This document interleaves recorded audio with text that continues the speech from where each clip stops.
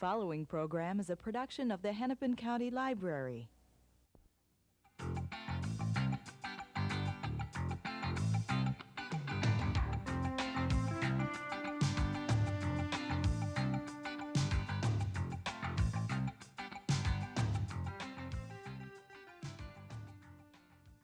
Hello, welcome to our discussion. I'm Tom Nelson. I'm with the law firm of Popham, Hake, Schnobrook & Kaufman here in Minneapolis, Minnesota.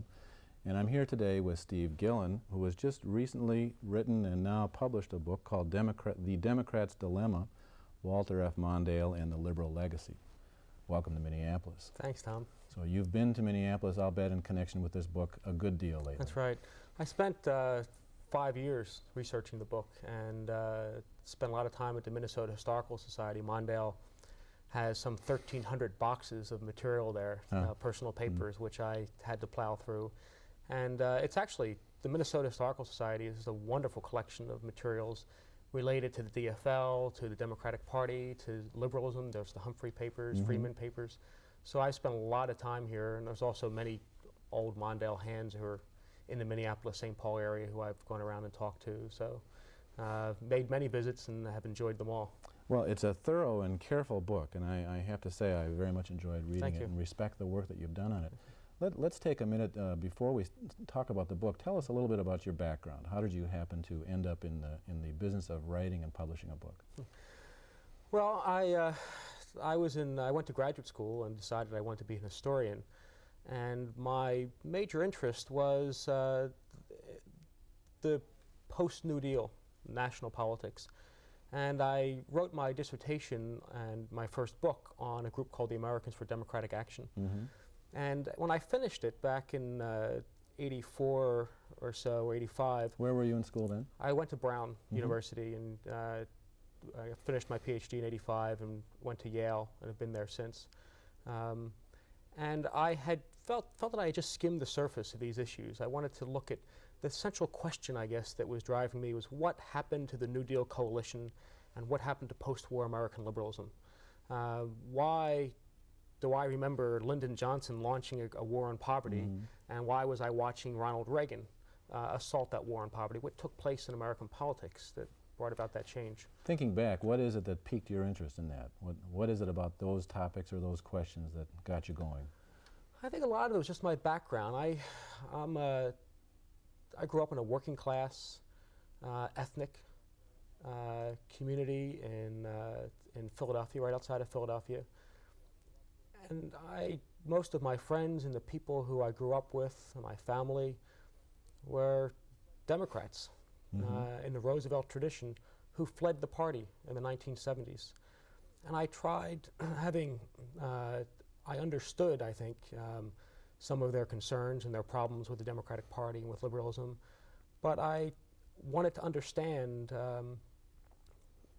better why they fled the party and understand what impact they were having on the Democratic Party and on national politics. So it was, in a way, trying to explain my background to myself and to reconcile these two very different worlds that I lived in. One, the liberal Ivy League world of Brown and Yale, and the other, this working class ethnic community. And this book and my other work in dealing with liberalism, I think, is a way for me to reconcile this tension in my own life. You refer to Mondale as a transitional politician, and I think as well we often talk these days about the generation being in generations being in transition. Which generation do you come from? For example, what age are you right now? I'm 34. All right. So I chronologically belong to the younger generation, but intellectually and emotionally, I feel very much a part of the older generation. I think that it's two generational experiences. The generation whose view of politics was shaped by the Depression and World War II, and on the other hand, the generation whose experience was shaped by the 1960s, by Vietnam protests, the Civil Rights Movement. And I think it has led these two generations to very different prescriptions for the American economy and for our nation in general. Also different from the follow-up generation, I take it, the generation of the 70s and the 80s? I don't know if, I think I see the 70s and 80s as a outgrowth of the 1960s. really a backlash against the 60s. People learned different lessons from the 1960s. And I think most of the people who came of age in the 70s and the 80s were coming of age at a time when people were trying to figure out what happened in the 1960s. And they're either for or against it. But I think it was the experience in the 1960s that defined that generation. And whether they are conservative or liberal, one way or another, they're trying to make sense of these issues that arose during the 1960s. Issues much different from the older generation. As a member of that generation, I can tell you, I think you're right. And it often doesn't have to do with whether you're conservative or liberal, but at least you were formed then. That's right. It's really, the question is more what's your view of the 1960s? Will, I think, give a better indication as to whether someone's a Democrat or a Republican and what party they vote for. And one of the things that attracted me to Mondale was that he was one of the people who tried to bridge that gap in the party. He was someone who tried to forge a consensus, who tried to find some common ground between these two very different factions within the party. And he failed, obviously. When you stumbled on Mondale as the topic, and as a historian, let me ask you this, did you set out to figure out whether you agreed with Mondale in terms of his policies or his politics, or just to figure out and then explain Mondale? Well, that's a good question. I think my first objective was to figure him out and try to understand him. And as I spent more time trying to understand him, I became more sympathetic to his plight. It's an interesting word to use. Tell me what you think how would you describe his plight? His it plight may have changed over the years, but what would his plight His have plight is how does a very bright, very decent, committed, dedicated public servant try to adjust to a political environment that is fundamentally different from the one in which he was raised. Walter Mondale was raised in the Harry Truman, Hubert Humphrey tradition, deeply rooted in the DFL, and in a sense of class struggle that defined the DFL and the Democratic Party during those years. But he came to national prominence really after 1968, at a time when social issues were much more on the public's mind. And a time social issues as compared to class issues. Class issues, that's right. I think that the whole generation that experienced the Depression came to identify the Democratic Party with the party that would paid attention and cared about the economic interest of working class, middle class Americans. It was a party that saved them from starvation, provided them with work, provided them with benefits, and helped them survive the Depression, provided them with the GI Bill, saved us from Hitler. And it was this strong sense of class consciousness that created the glue that held these disparate groups together. But that glue came undone in the 1960s when these cultural issues, and especially race, I think more than any other issue, race, diluted that class glue. And it made poor people, poor white people, look not to the wealthy and to big business as the enemy, but to black people. And Walter Mondale, who grew up with this sense of class consciousness and class struggle, suddenly had to deal with these new issues and these new constellations of voters. And I don't think he and until now, until Bill Clinton, no one else, I think, has learned what the new formula is. I think if there's anyone who seemed to have the answer, it was probably Robert Kennedy, but he never had the chance to realize it. When you were learning about Walter Mondale's background, did you have a chance to meet people with whom he had worked over the years? I did, yeah. I think one of the wonderful things about doing a biography of someone who's still alive and a contemporary is that you get to interview people, you get to talk to people. And as an historian, we spend a lot of time going through papers, looking for a paper trail. But what I learned from doing this is that you can only learn so much from paper, especially in this age when people do very little on paper. They talk on the telephone. And there's so much that you miss, so much that you never understand. I just think of my colleagues who do medieval history and colonial American history, who were forced to deal with just physical artifacts from a period. And I had the advantage of going around and talking to people who had memories. Who were some of the more interesting characters that you met? Well, there's a lot of them in Minnesota. The people who were most insightful and just most understanding of Mondale, there were really three of them. Dick Moe, who was a former DFL head and later Mondale's chief of staff when he was vice president. Mike Berman, who has been with Mondale since Mondale was attorney general in the early 1960s. And Jim Johnson, who was Mondale's campaign manager in 1984. Those three people over a 25-year period were with Mondale all the time. And they have tremendous insight into him, wonderful memories of events which otherwise would go undocumented if they had. What were some of the more surprising insights regarding Walter Mondale? Ones that you might not have expected? I think, well, there were a couple. One is just a personal one. I learned that although Walter Mondale has lived his life in this rough and tumble world of politics, he's a very sensitive person. He's very sensitive to criticism. He's very concerned about how he's perceived. Has a great reverence for intellectuals and for opinion makers. And is very concerned about how they perceive him. And that was surprising. You think of people who are in politics as being just immune to it all. Or tough-skinned. Having tough skin. And Mondale does not. And another part of that, too, is that I think it's so easy, and we so frequently disparage politicians and look at them as shallow people who are simply out for personal gain. And when you look at Walter Mondale and you look at his career, I developed a great amount of respect for him and for the profession. Robert Kennedy, for example, called it an honorable profession many times, as did others. Yeah, and I think it's a profession that can be abused like any other profession. But the people who I dealt with, who worked with Walter Mondale and who were around Walter Mondale, were among the brightest, most interesting and dedicated people who I've had the opportunity to deal with in my life. You mentioned sensitivity to criticism. In your book, you mentioned that there were things that you said about him with which he did not agree. That's right. What were some of the things that he didn't agree with? Well, there are two, I think.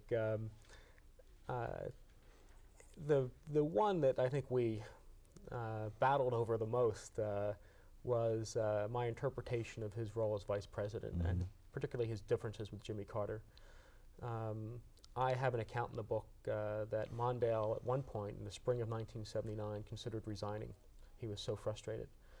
And Mondale denies that took place, feels that I have exaggerated his differences with Jimmy Carter, and is concerned that Carter and other people will read this book and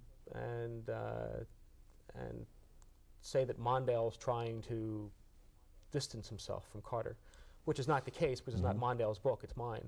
And it's my interpretation, not his. Did you have a chance to speak to President Carter? I submitted questions to him, and he responded to the questions. And in many cases confirmed the suspicions that I had of Mondale's differences with him on major substantive policy questions. What was the other item that... The other is just the '84 campaign. I think he feels that I was not sympathetic enough to the difficulty of the task that he had in front of him, and that I focused too much on the mistakes that he made and the weaknesses of his candidacy, and give credit to, whenever he says that whenever I give credit to someone, it's to someone other than him, else? But he gets all the blame. And my main concern in writing this book was not that Walter Mondale liked it, but that a reasonable reader would find it fair-minded and balanced. I think that's the first objective of being a good historian, is to convince your reader of being fair. Let me ask you a general question and then a couple of specifics as well. One of the words, and there's a pair of them, but one of the words that comes up an awful lot in the book is the word liberal. Have you figured out what the word liberal means? No, but if anyone has a definition, I'd like to hear it. It changes. I mean, liberalism is a state of mind. It's a philosophy that changes in response to changing circumstances. And liberals in the 19th century were Jeffersonians who were fearful of centralized government. In the 20th century, liberals were advocates of an expansive federal government to compensate for the power of business. So it is a shifting definition. It shifts. And Same with being a conservative. That's right. That's right. If you look at the periods of liberal reform in the 20th century alone, the New Deal is very different from the New Freedom of Woodrow Wilson. And the Great Society in the 1960s is much different from the liberalism of the New Deal. It addresses issues which Franklin Roosevelt never had to address. So it evolves based on changing circumstances. So it's not a static idea or a static definition. And one of the things I try to do in the book is define liberalism based on Mondale's philosophy. And I have a section in there where I talk about Mondale just before he went into the Senate. Yeah. And I took his speeches and analyzed his speeches and tried to draw out of that what was the political philosophy that was guiding him. What was liberalism as defined by Walter Mondale? And that liberalism of 1964 is much different from the liberalism of 1984 when Walter Mondale was running for the presidency. So even in one person, over a period of 20 years, the definition of what is a liberal changes. So it's hard to pin down, although the Republicans have tried in recent years to define a liberal for us in a way that has lots of negative connotations. Usually as an alien. That's right. Well, someone who was like a Michael Dukakis. They defined Dukakis as a liberal with all the negative connotations, and Dukakis ran away from the label. And Clinton, I think, to a large extent, has been very careful to keep his distance from the liberal label. Because in the public mind, I think in the last 20 years or so, it has become a label that that is not held in, that it's not respected. High regard. High regard. You mentioned the 1984 campaign Yeah. and your view that some mistakes were made by the Mondale campaign. What were some of those mistakes, looking back? Well, I think whether Walter Mondale agrees with you or not on that. Well, there were mistakes, but they were not. One of the things I try to do is to point out the forces with which Mondale had to contend. I like Henry Adams once said that politics is at bottom a struggle not of personalities but of forces. And I think it's important in 1984 to understand the tremendous difficulty that Mondale had, the difficult task he had in front of him. And I think if he made mistakes, they were the principal mistake was that he never understood the role of the media in modern campaigns. He stubbornly refused to use the techniques which have become second nature to modern politicians. Walter Mondale tried to campaign for the presidency the same way that Hubert Humphrey ran for the Senate in 1984. It was Mondale was a believer in consensus and building coalitions. And he never appreciated, I think, that there's a much larger audience on the other side of the television lens than there is in the room in front of you. So he would go to an audience and, like Humphrey, his mentor, try to arouse enthusiasm and convince the audience that he was the person who would best represent their interest if he were in the White House. But what he didn't realize was that through the filtered through the lens, that same appeal appeared to be pandering to special interests. Lots of other groups were watching that had differing views or different wishes. That's right. And what Republicans have learned so well, and what Reagan was the master of, was identifying with certain core values and ideals which we all share as Americans, and transmitting those in 15-second snippets over television. So you don't have to deal with issues, or you don't have to deal with complexity. You simply present a compelling image that taps into people's identification with being American and not with their association to a particular group. Does that in some way reflect a problem with the way the media covers campaigns like this? I think it does. I think the media has not figured out how to deal with campaigns. What would your advice be? If you were advising the media instead of a political campaign, what would you advise the media to do on behalf of the electorate? I would advise the media to stop taking so many polls, to stop turning it into a day in and day out who won, who lost, like a football game, and be more independent. The media allows the candidates to determine what images they're going to present on the evening news. So if the candidate has a good media person running the show, Yeah, they are much more effective. they control the media. Yeah, they're able to control the media and channel the media into focusing on whatever they want their message to be.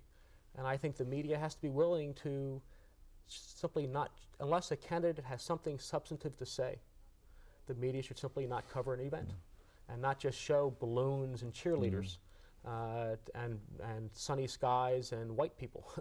That the media, if a president or a candidate who's running for office is not engaging in a meaningful discussion, then just don't cover it. So you force them, you control the agenda, and you force the candidates to address the issues that you feel are important. Looking at what you've learned and studied, what would you say Walter Mondale's most difficult and positive accomplishments were? I think his most difficult moment came during the 1984 campaign, when he finally came to realize he simply could not understand why working class white America was not listening to him.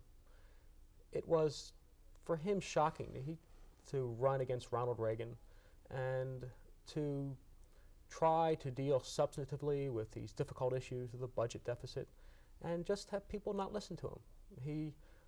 So he was mystified by He was mystified. He was confused. He could simply not, all that he had learned about politics, it seemed in 1984, was of no benefit to him. And if anything, it worked against him, because it led him to try to address these issues in a way that no one would care to listen. So I think that last month of the campaign was very difficult for him. His greatest legacy, I think, was in his redefining the nature of the vice presidency. Walter Mondale, I think, is the most significant figure to occupy the office of vice president. He has done more to redefine the office than anyone has done in the 200 or odd years. And what is the substance of that? What, apart from the importance or the significance, what do you mean? What are the details behind that? The office of vice president had been a ceremonial office. Vice presidents had never had much authority, very little input in policy decisions. They spent their time going around to funerals, and every now and then a president would assign a vice president to some task, to a particular function. When Mondale came in, and in his first meeting with Carter, he brought in a memo where he outlined what he saw the vice president being. And he saw the vice president as an assistant president, the only other person in the executive branch who could have access across the board to material, to information, and who could be an advisor across the board. So he resisted any attempt to get tied down in a particular line item or a particular responsibility. He also had staff placed in key positions in the National Security Council and a Domestic Policy Council, so that he could not be cut off by staff and aides. And he developed a close personal rapport with the president. He had a lunch with President Carter once a week, and people knew they could come to Mondale. He could be a lobbyist in the administration, and he and Carter were two very different people with very different political philosophies. Mondale came from the Humphrey liberal wing of the party. Carter was a very conservative Southerner. And Mondale was able to use the vice presidency to try to lobby on behalf of those things that he felt were important and which he felt would help expand Carter's base with those groups which were very skeptical of him. And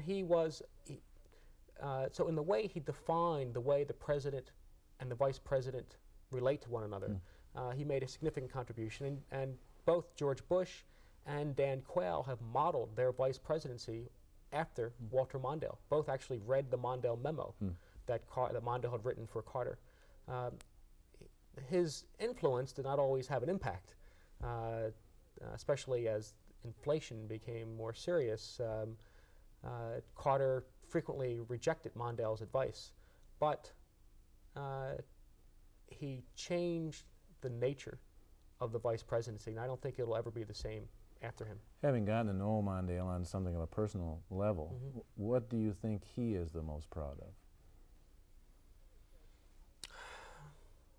He always says that the highest office he ever held was the nominee of the Democratic Party for president in 1984. He had been a senator, he had been the vice president of the United States, but he takes great pride in having been the spokesman for the Democratic Party and having had the opportunity to clarify his position and the party's position on major policies. People in 1984 were not ready to listen to what he had to say, and he realizes that, and I think it hurts him a great deal.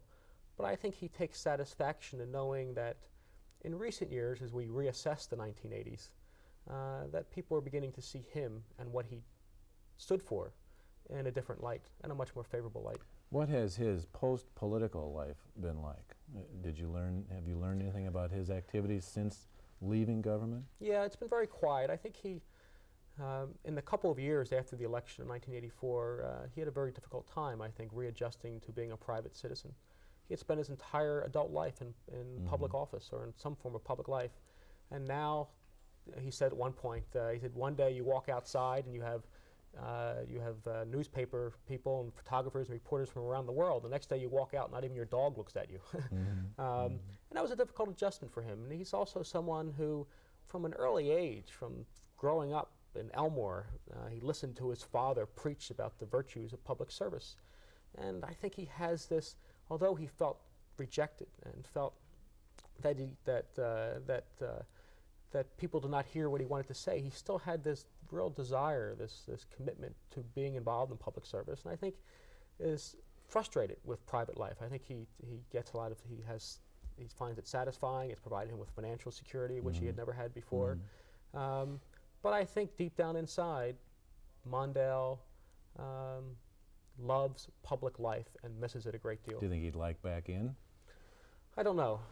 I don't know. I think on one level, I think he would, but on another level, I think Mondale has a great sense of dignity and pride, and he doesn't want to be someone who constantly is running for office. He's had his moment, and I think he's ready and willing to walk away from it. If he could have been appointed to an office, or if he was confident that he could win an election, he may consider it.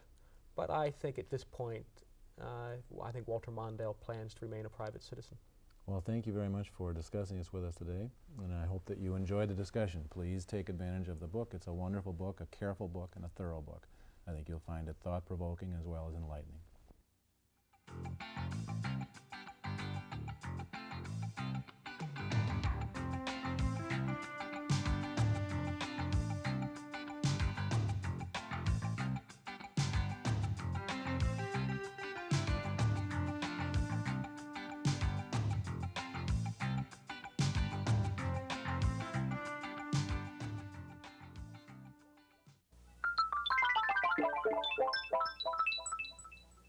A presentation of the Hennepin County Library.